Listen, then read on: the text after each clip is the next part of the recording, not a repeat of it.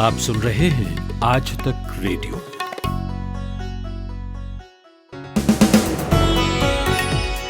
नमस्कार। 12 नवंबर की शाम ढल गई है। दिन है आज गुरुवार और आज धनतेरस भी है। तो सबसे पहले आपको धनतेरस की शुभकामनाएं देते हुए मैं अमन गुप्ता शुरू करता हूं आज का डेली न्यूज एनालिसिस पॉडकास्ट दिन भर।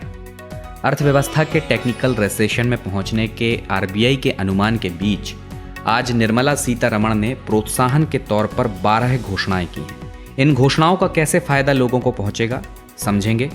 मेघालय, असम और बांग्लादेश के बॉर्डर पर उल्फा के कमांडर दृष्टि राज खोवा और उसके 4 साथियों ने सेना के सामने सरेंडर कर दिया है। कैसे हुआ ये सरेंडर, ये जानेंगे। तीसरी स्टोरी में देश में आतिशबाजी की राजधानी शिवाकाशी में पटाखों पर बैन के बाद क्या माहौल है और क्या है वहां के कारोबारियों का कहना, जानेंगे ग्राउंड पर मौजूद हमारी संवाददाता से। हरियाणा में सरपंचों को काम न करने की स्थिति में बीच टर्म में ही हटाने का अधिकार अब ग्रामीणों के पास आ गया है। तो देश में ऐसा कानून लाने में क्या परेशानी आ रही है, इसे लेकर बात करेंगे वरिष्ठ पत्रकार रामदत्त त्रिपाठी से।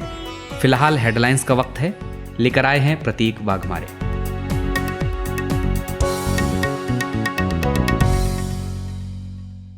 अर्थव्यवस्था को पटरी पर लाने के लिए मोदी सरकार ने आत्मनिर्भर भारत 3.0 के तहत करीब 2,65,000 करोड़ रुपयों की घोषणा की है। इसमें कॉरपोरेट से लेकर किसान तक, रियल एस्टेट से लेकर बेरोजगार तक सबको राहत देने की बात की गई है। राजधानी दिल्ली में कोरोना वायरस के मरीजों की संख्या में लगातार हो रही बढ़ोतरी के बीच दिल्ली हाईकोर्ट ने दिल्ली के 33 प्राइवेट अस्पतालों के 80% आईसीयू बेड कोरोना वायरस मरीजों के लिए रिजर्व किए जाने का आदेश दिया है। पाकिस्तान की संघीय जांच एजेंसी एफआईए ने स्वीकारा कि भारत में मुंबई में हुए 26/11 के हमले में पाकिस्तान के आतंकियों का हाथ था। हमले में शामिल आतंकवादियों के खिलाफ कड़ी कार्रवाई करते हुए एफआईए ने मोस्ट वांटेड की नई लिस्ट तैयार की है। लद्दाख में सीमा पर भारत चीन के बीच तनाव कम करने की कोशिशें लगातार जारी है। दोनों देशों के बीच तनाव कम करने के लिए पेंगोंग झील के उत्तरी तट पर विवादास्पद फिंगर क्षेत्र को अस्थायी तौर पर नो मैन्स लैंड में तब्दील किया जा सकता है। भारत में पिछले 24 घंटों में 47,905 नए मामले सामने आए हैं और 550 मरीजों की मौत हुई है। एक दिन में 52,718 मरीज ठीक भी हुए हैं। वहीं दिल्ली में कोरोना ने सारे रिकॉर्ड तोड़ दिए हैं। पिछले 24 घंटों में कोरोना के 8,593 नए मामले दर्ज किए गए। और पबजी मोबाइल भारत में वापस आ रहा है। साउथ कोरिया की कंपनी पबजी कॉरपोरेशन ने यह ऐलान किया है कि वह भारतीय मार्केट के लिए नया गेम लाने जा रहा है, जिसे भारत में ही बनाया जाएगा। शाम का खबरनामा दिन भर सुन रहे हैं आप। मैं हूं अमन गुप्ता। इतिहास में पहली बार ऐसा हुआ है जब भारतीय अर्थव्यवस्था टेक्निकल रिसेशन यानी तकनीकी तौर पर मंदी में पहुंच गई है।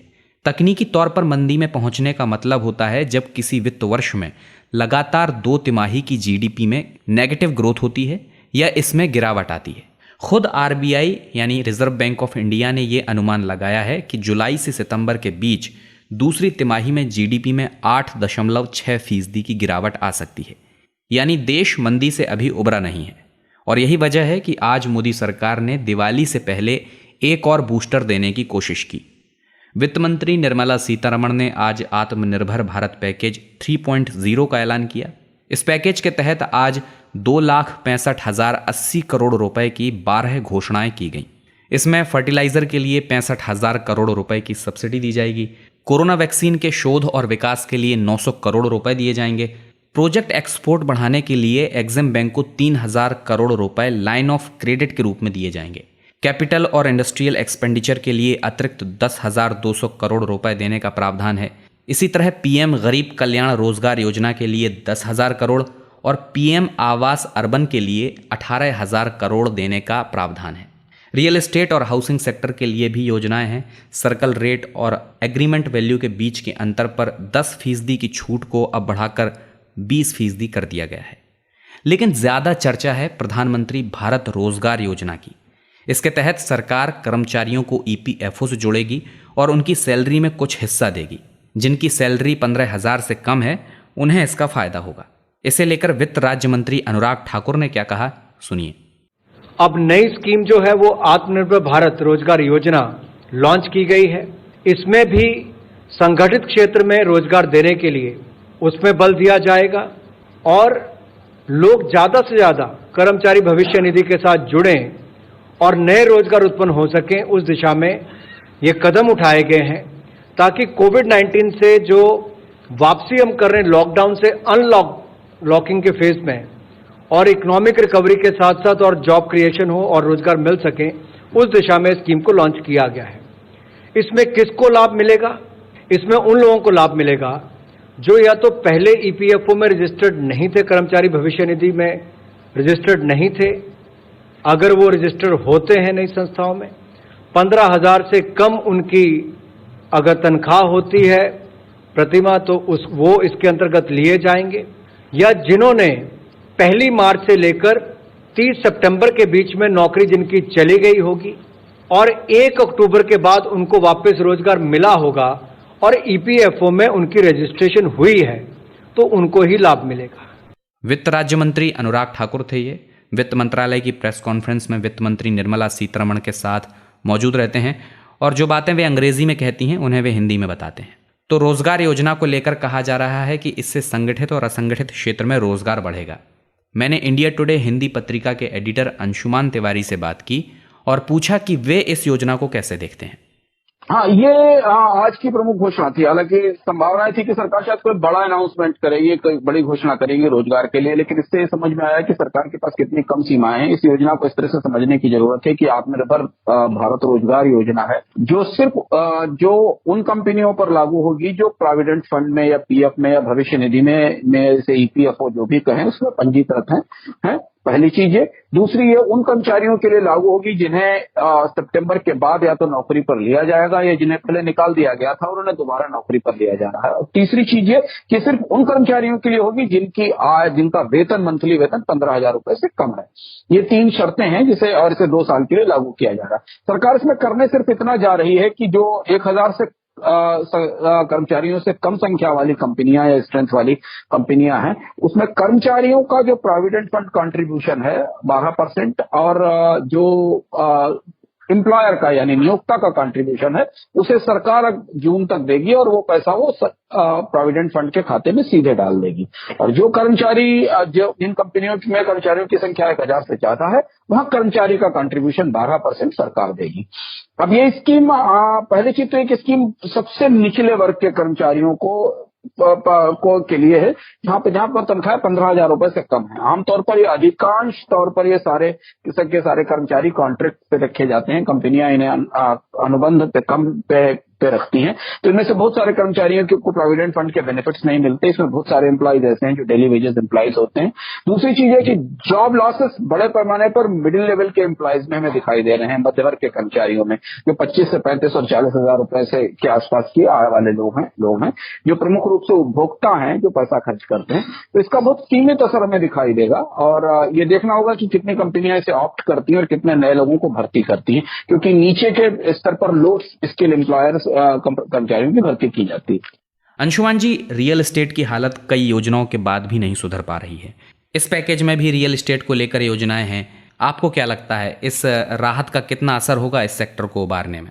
रियल एस्टेट में एक घोषणा महत्वपूर्ण है जो इनकम टैक्स से रिलेटेड है। जब हम मकान खरीदने जाते हैं तो जिस इलाके का सर्किल रेट होता है यानी जो जिस रेट पर आपकी रजिस्ट्री होती है और जो एग्रीमेंट होता है ग्राहक और विक्रेता के बीच में, उसमें जो अंतर होता है उसे इनकम टैक्स में काउंट किया जाता है। वहां पर सरकार एक रियायत देने जा रही है ताकि थोड़े समय के लिए लोगों को पर इनकम टैक्स का बोझ कम हो सके। आज से केवल इसकी घोषणा की गई है। आमतौर पर आयकर की से जुड़ी हुई सारी घोषणाओं में जो डेविल होता है वो डिटेल में होता है। जब इसका नोटिफिकेशन आएगा तो हम समझ सकेंगे कि किस हद तक प्रभावी होगी, इसका लाभ कितने लोगों को मिलेगा। इसके अलावा रियल एस्टेट को बूस्ट करने के लिए, रियल एस्टेट को ताकत देने के लिए पिछले साल जुलाई से लेकर अभी हम सितंबर में बैठे हैं, लगभग 6 या 7 बड़े पैकेज आ चुके हैं। लेकिन अभी रियल एस्टेट में वो डिमांड आने की उम्मीद दिखाई नहीं दे रही है, लेकिन प्रयास इस संदर्भ में जारी है। सरकार ने यह भी कहा आज की प्रेस कॉन्फ्रेंस में कि उसने जो 2 पिछली स्कीमें घोषित की थी कर्मचारियों के लिए, जिसमें एलटीसी से रिलेटेड था और खरी से रिलेटेड था, उसे ऑप्ट किया है लोगों ने, पर वो बहुत उत्साहवर्धक नंबर नहीं आया। एम्प्लॉयमेंट क्रेडिट गारंटी स्कीम जो आत्मनिर्भर पैकेज के पहले हिस्से का हिस्सा थी और बड़ी स्कीम थी, उसको लेकर भी जो आंकड़ा है वो उत्साहित नहीं करता। 3 लाख करोड़ का लक्ष्य रखा गया था, 1.25 लाख करोड़ रुपए के लोन डिस्बर्स हुए हैं, ऐसा सरकार ने दावा किया है। लेकिन इस स्कीम को जारी रखा गया है और इसमें उन क्षेत्रों को भी शामिल कर लिया गया है जिन्हें रिजर्व बैंक की कमेटी ने माना था कि जिन पर कोविड के लॉकडाउन का सबसे बुरा असर हुआ है। ये थे इंडिया टुडे हिंदी पत्रिका में एडिटर अंशुमान तिवारी। आज तक रेडियो aajtak.in/radio ये हमारा पता है, लेकिन हम आपके पसंदीदा ऑडियो प्लेटफॉर्म्स पर भी हैं। Google podcast, Apple podcast, Spotify, Jio Saavn जैसे ठिकानों पर भी आप हमें सुन सकते हैं। और अगर YouTube आपकी पसंदीदा जगह है तो वहां पर भी हमें सब्सक्राइब कीजिए। आज तक रेडियो सुनता है सारा जहां। उत्तर पूर्वी भारत में ढेरों उग्रवादी संगठन सक्रिय हैं। इन्हीं में से एक उग्रवादी संगठन है उल्फा आई। पूरा नाम है United Liberation Front of Assam independent. ULFA I लंबे समय से असम के एक स्वतंत्र राज्य की मांग करता रहा है। भारत सरकार ने उल्फा को आतंकवादी संगठनों की श्रेणी में रखा है। 1990 में प्रिवेंशन एक्ट के तहत इस संगठन पर बैन लगा दिया गया था। इसी संगठन के दूसरे नंबर के कमांडर दृष्टि राज खोवा और उसके 4 साथियों को सरेंडर कराने में भारतीय सेना को आज एक बड़ी सफलता हासिल हुई है। कहा जा रहा है कि राज खोवा का आत्मसमर्पण आतंकवादी संगठन उल्फा के लिए एक बड़ा झटका है। तो राज खोवा का सरेंडर कराने की रणनीति कैसे तैयार हुई, यही जाना मैंने इस खबर पर निगाह रख रहे इंडिया टुडे के एसोसिएट एडिटर अंकित कुमार से। देखिए, ये जो व्यू रचा या जो तैयारी की गई, ये तैयारी 1 या 2 दिनों में नहीं हुई। इसके पीछे की कहानी है जो करीब 10 साल पहले शुरू होती है। 2011 में एक इंडियन आर्मी के मिलिट्री इंटेलिजेंस के एक ऑफिसर थे, उन्होंने पहली बार इससे संपर्क साधा और तब से लेके अब तक यानी 2030 तक वो लगातार परस्यू करते रहे इस केस को, कोशिश करते रहे कि किसी तरीके से अगर इस व्यक्ति का सरेंडर हो जाता है तो नॉर्थ ईस्ट में डिसआर्मेंट करने में और उल्फा के इंसर्जेंसी को कंट्रोल करने में बहुत मदद मिलेगी। इस बीच ऐसा नहीं था कि सिर्फ ये सरेंडर की कोई जरूरत होती रही जी, अलग पैरेलल ऑपरेशन चलता रहा जिसमें इनकाउंटर की कोशिश भी हुई, अरेस्ट करने की कोशिश भी हुई। इनफैक्ट जो आखिरी इनकाउंटर की कोशिश हुई थी वो पिछले महीने अक्टूबर में हुई थी। तो आप समझ सकते हैं कि जहां अलग अलग ऑपरेशन चल रहे थे, खास बात इस पूरे इंसिडेंट में ये रही कि एक आर्मी का ऑफिसर जो उस समय कैप्टन हुआ करता था, अब वो प्रमोट होकर के एक लेफ्टिनेंट कर्नल बन चुके हैं मिलिट्री इंटेलिजेंस में ही, वो पिछले 9-10 साल से इस बात की कोशिश लगातार करते रहे कि एक खूंखार आतंकवादी का सरेंडर हो जाए। हुआ दरअसल ये कि पिछले महीने नॉर्थ ईस्ट में ही किसी आदमी ने जगह का स्पेसिफाई नहीं किया, तो हम उस जगह का नाम नहीं बता सकते, तो नॉर्थ ईस्ट में ही आर्मी सिक्योरिटी फोर्सेस को ये पता चला कि वो उस इलाके में राजकुआ उस इलाके में उसके होने की संभावना है। तो एक काउंटर इंसर्जेंसी जो मेजर्स के तहत उस इलाके को कॉर्डन ऑफ किया गया।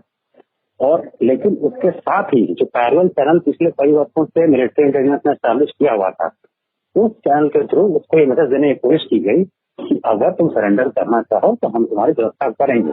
क्योंकि ये जो कम्युनिकेशन था करीब 9 साल पुराना था, तो उस स्थिति में अक्सर होता है कि आप अगले व्यक्ति पर भरोसा करने लगते हैं।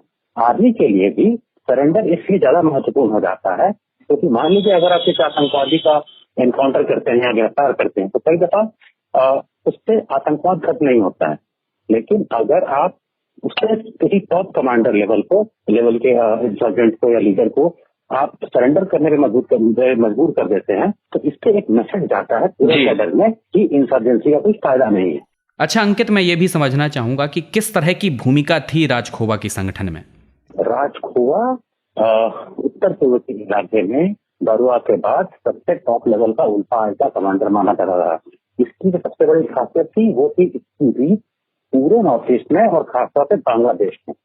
बांग्लादेश के रास्ते से ये आर्म स्मगलिंग और हथियारों का आदान प्रदान इस तरह के काम उल्फा के लिए और कई जो छोटे मोटे अन्य जो आतंकवादी संगठन है उनके लिए क्या करता था। इनफैक्ट मेघालय जैसे जगहों पे भी जो छोटे आतंकवादी संगठन है, उसमें भी इसने अपनी अच्छी पैर बना रखी थी। तो आप कह सकते हैं कि आज के देश में नॉर्थ ईस्ट में वहाँ का जो स्थानीय सेपरेटिस्ट जो वायलेंस मूवमेंट है, उसका सबसे बड़ा चेहरा अभी की तारीख में राजखोवा था। अंकित, जाहिर है ये एक बड़ी सफलता है, तो मैं ये भी जानना चाहूँगा कि खुफिया एजेंसीज को किस तरह की जानकारियाँ राजखोवा से मिल सकती हैं? एक तो ग्राउंड पे जो भी एसेट्स हैं आज के डेट में उल्फा के, उनकी जानकारी मिल सकती है। दूसरी जो सबसे बड़ी बात है वो ये है कि जो एक्टिंग कमांडर इन चीफ है उल्फा का, वो अभी चाइना में है, पिछले 10 सालों से वो चाइना में है।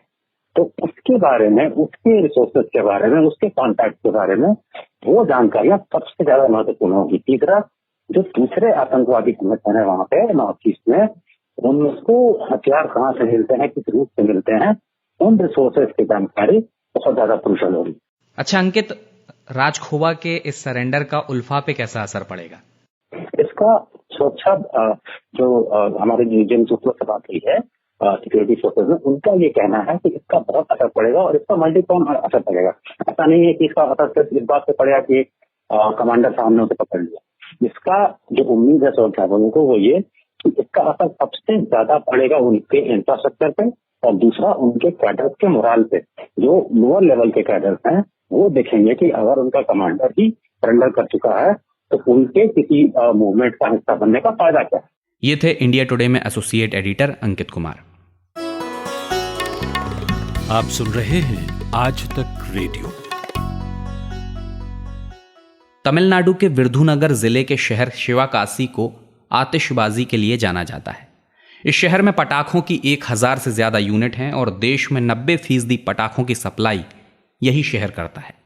शिवाकाशी में पटाखों का लगभग 2500 से 3000 करोड़ रुपए का सालाना कारोबार होता है। लेकिन इस दिवाली में इस शहर के पटाखा कारोबारी मायूस हैं। कारण यह है कि प्रदूषण के चलते दिल्ली, कर्नाटक, राजस्थान समेत तमाम राज्यों ने पटाखे जलाने पर पाबंदी लगा दी है। हरियाणा ने 2 घंटे के लिए पटाखे जलाने की अनुमति दी है। इन्हीं सब के कारण धंधा मंदा हो गया है। हमारी आज तक रेडियो की संवाददाता अक्षय नाथ ग्राउंड के हालात जानने के लिए शिवाकाशी पहुंची हुई हैं। मैंने अब से कुछ देर पहले फ़ोन पर उनसे बात की और पूछा कि वहाँ किस तरह का माहौल है। अमन जी, हम अभी शिवाकाशी में हैं और यहाँ पे हम देख रहे हैं कि final stage of the cracker packing हो रहा है। यहाँ पे ना 300 डेज, लगभग 300 डेज इन अ ईयर यहाँ के लोग ये क्रैकर को मैन्युफैक्चर करने में ही उनके टाइम निकलते हैं।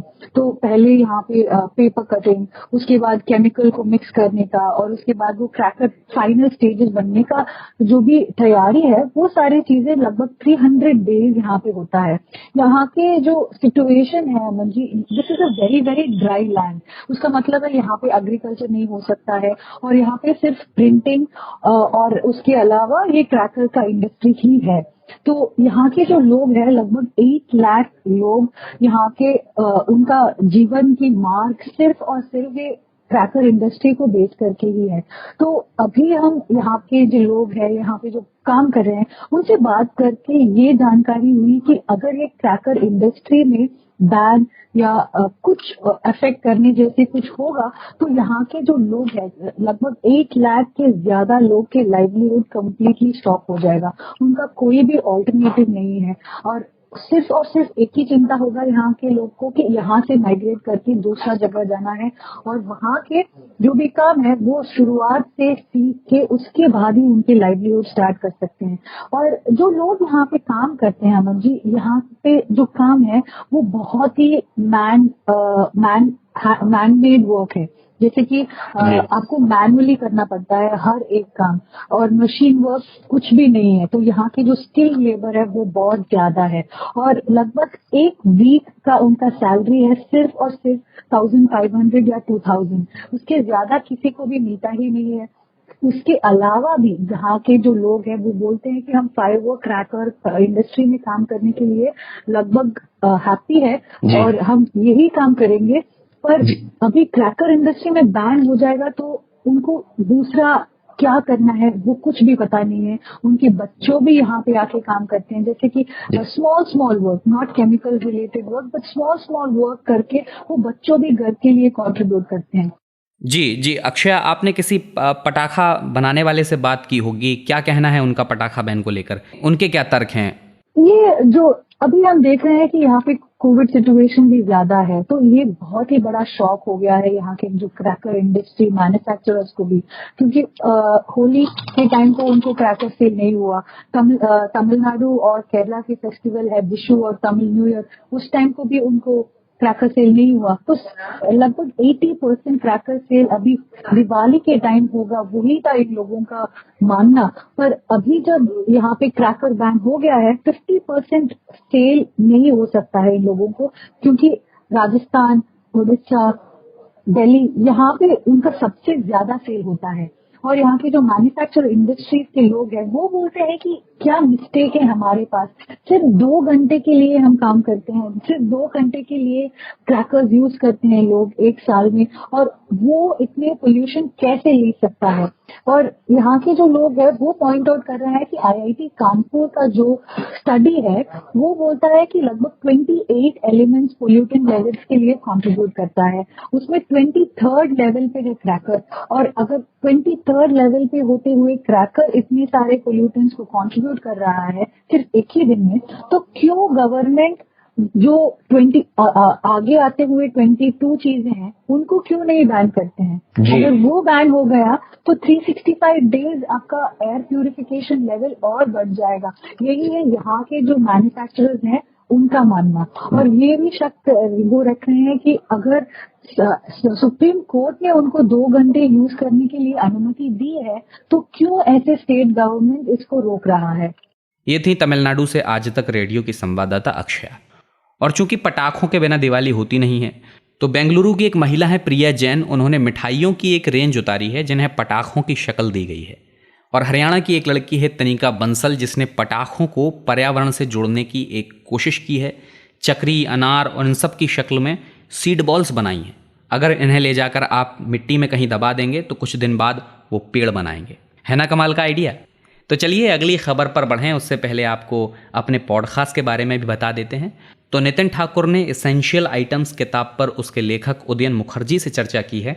इस किताब में उदयन ने लॉकडाउन के दौरान लोगों को जो समस्याएं हुई हैं उन्हें अलग अलग पात्रों और कहानियों के साथ पिरोकर बड़े अच्छे तरीके से पेश किया है।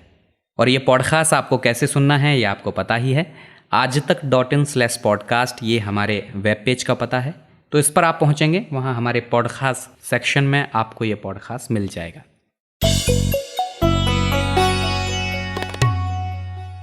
भारतीय लोकतंत्र में ये प्रावधान 2014 के बाद से आ गया है कि आपको अगर कोई प्रत्याशी पसंद नहीं है तो आप उसके लिए नोटा का ऑप्शन चुन सकते हैं, यानी ईवीएम में उपरोक्त में से कोई नहीं का विकल्प आपके पास होता है। लेकिन अगर आपका चुना हुआ सांसद, विधायक या कोई जनप्रतिनिधि विकास का कार्य नहीं कर रहा है तो आप उसे पद से हटा सकें और नया चुन सकें, यानी उसे वापस बुलाने का अधिकार, जिसे राइट टू रिकॉल कहते हैं, वो आपके पास नहीं है।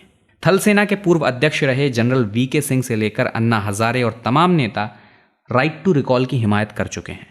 2017 में भारतीय जनता पार्टी के सांसद वरुण गांधी जब संसद में राइट टू रिकॉल बिल का प्रस्ताव लेकर आए थे तो अन्ना हजारे से जब उनकी प्रतिक्रिया ली गई तो उन्होंने क्या कहा था, सुनिए। कि एक मतदार संघ में 4 उम्मीदवार खड़े हैं और मतदाता बोलते हैं कि इसमें तो एक भी पसंद नहीं है, इसमें गुंडा ज़्यादा है, तो मेरा वोट किसको देना। इसलिए हम लोग ये कोशिश कर रहे थे कि आखिरी चिन्ह जो है वोटर के लिए नापसंदी, ये आखिरी चिन्ह डाल दो, नापसंदी। और 4 उम्मीदवार है, उन सब से नापसंदी पर वोटिंग ज़्यादा हो गया तो वो चुनाव रद्द होना। तो ये थे अन्ना हजारे, अपना एक अलहदा अंदाज है उनको चीज़ों को बताने का। खैर, आप सोच रहे होंगे कि आज राइट टू रिकॉल की बात मैं आपको क्यों रिकॉल करा रहा हूँ। तो वो जनाब इसलिए कि हम सांसदों और विधायकों के लिए इसे लाने की बातें सिर्फ करते रह गए और हरियाणा में ग्राम पंचायतों के लिए राइट टू रिकॉल विधेयक विधानसभा में पास हो गया। वैसे तो हरियाणा विधानसभा में 3 फैसले हुए हैं, जिनमें एक तो महिलाओं को पंचायत चुनाव में 50% आरक्षण है, दूसरा BCA वर्ग के पिछड़ों को 8% आरक्षण देना है, लेकिन तीसरे फैसले की चर्चा ज़्यादा है और वो यही है जिसके बारे में मैंने अभी आपको बताया। शॉर्ट में खबर यह है कि डिप्टी सीएम दुष्यंत चौटाला ने संशोधन विधेयक पेश किया था, सर्वसम्मति से इसे पास कर दिया गया है। होगा अब ये कि यदि लोग चुने गए सरपंचों, ब्लॉक समिति सदस्यों और जिला परिषद सदस्यों से खुश नहीं हैं तो उन्हें कार्यकाल से पहले ही हटाया जा सकता है। करना इतना है कि 33% वोटर लिखित में अपनी अविश्वास संबंधी शिकायत अफसर को देंगे।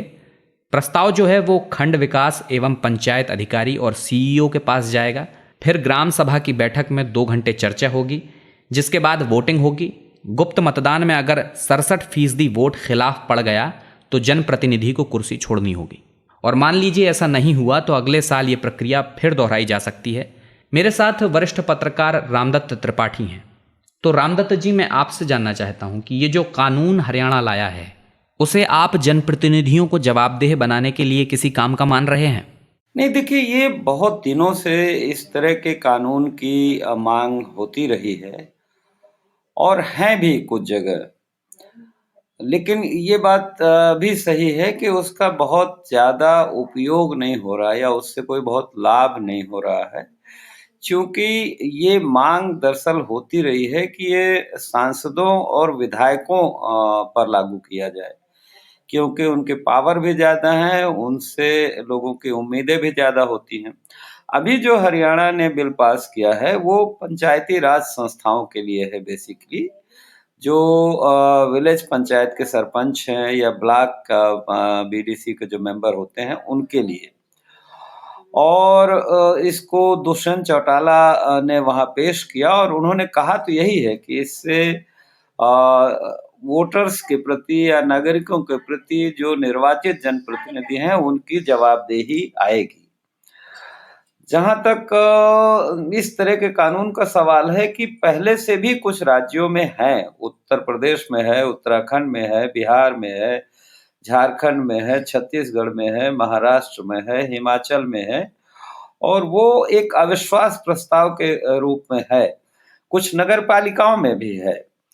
तो उस लिहाज से तो एक वेलकम कदम है, कम से कम, क्योंकि आजकल ये भी देखा जा रहा है कि जो ग्रामीण स्तर पर भी जो निर्वाचित प्रतिनिधि हैं वो चूंकि फंड्स बहुत आ रहा है। देखिए, पहले की तुलना में आप अगर देखिए तो ग्राम पंचायतों को या स्थानीय निकायों को केंद्र सरकार की तरफ से, राज्य सरकार की तरफ से करोड़ों रुपया आ रहा है और उसका काफी दुरुपयोग भी होता है, शिकायतें आती हैं और अब तो उनके चुनाव में भी बहुत खर्चा होने लगा है।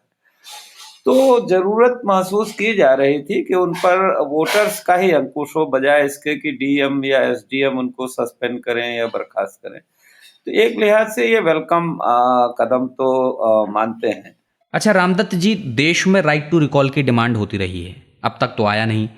आपको क्या लग रहा है, मामला कहाँ फंसा है और कभी आप और हम सुस्त विधायकों, सांसदों को रिकॉल कर पाएंगे? देखिए, ये बात आज़ादी के पहले से उठती रही है। 1924 के आसपास एक पार्टी थी सान्याल साहब की, उन्होंने ये प्रस्ताव रखा था कि हमें राइट टू रिकॉल रखना चाहिए, और जो हमारी संविधान सभा है उसमें भी बहस हुई थी। लेकिन वहाँ जो संविधान सभा के मुख्य कर्ता धर्ता माने जाते हैं डॉक्टर भीमराव अंबेडकर, उन्होंने इसका विरोध किया था और सरदार पटेल ने भी विरोध किया था। उनका ये कहना था कि अभी हमारा लोकतंत्र बिल्कुल नया नया लोकतंत्र है और उन लोगों को उस समय डर था कि कहीं ऐसा न हो कि इससे अनिश्चितता व्याप्त हो जाए और या अराजकता में हो जाए कि जगह जगह जो नए सांसद या विधायक चुन के आएंगे, इसलिए उनका विरोध हुआ था। बाद में जेपी आंदोलन में इसकी बहुत जोर शोर से मांग हुई थी। ये एक प्रमुख मुद्दा था जो संपूर्ण क्रांति आंदोलन है कि राइट टू रिकॉल होना चाहिए। और एक प्राइवेट मेंबर बिल मेरे ख्याल से 1974 में ये रखा भी गया था, एक सीके चंद्रप्पन साहब ने, और अटल बिहारी वाजपेयी ने उस समय उसको सपोर्ट किया था। लेकिन बाद में किसी ने उस पर कोई बहुत ध्यान भी नहीं दिया। बीजेपी ने ऑफिशियली उसको अडॉप्ट भी नहीं किया और ना वो उस तरह का कोई पास हुआ। अन्ना हजारे ने भी इस मुद्दे को उठाया था, उन्होंने भी निर्वाचित जनप्रतिनिधि, क्योंकि आप देखिए आज़ादी के समय की बात दूसरी थी, अब तो ये जो पैसा भी बहुत है, जो एमपी लेट फंड है या और भी तमाम चीजें हैं, और अब आसान भी है। देखिए अब इन्फोर्स करना भी आसान है टेक्नोलॉजी से, क्योंकि उसमें कैसे किया जाए ये भी एक समस्या होती थी।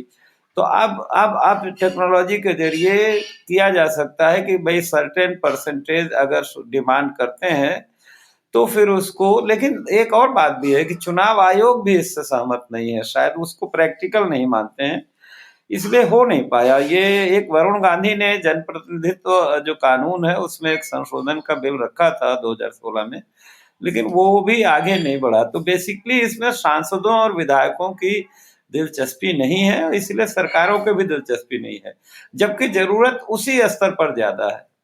शुक्रिया रामदत्त त्रिपाठी। तो आज दिन भर में बस इतना ही। इस कार्यक्रम के लिए साउंड मिक्सिंग की है हमारे साथी कपिल देव सिंह ने। अगर आपका हमारे कार्यक्रम से जुड़ा कोई भी फीडबैक रहता है, कोई सुझाव रहता है, कोई शिकायत रहती है, तो आप हमें radio@aajtak.com पर ईमेल कर सकते हैं। ऑडियो प्रोग्राम सुनने के लिए अगर आप किसी तरह के ऑडियो OTT प्लेटफॉर्म का इस्तेमाल करते हैं, जैसे Spotify, Google podcast, Apple podcast, Podchaser या जियो सावन, इन सभी जगह पर हम हैं। वहाँ आप हमारे कार्यक्रमों को सब्सक्राइब कर सकते हैं, दिन भर को सब्सक्राइब कर सकते हैं, आपको अपडेट समय से मिलता रहेगा। अमन गुप्ता के साथ थे आप, इजाज़त चाहूँगा, नमस्कार।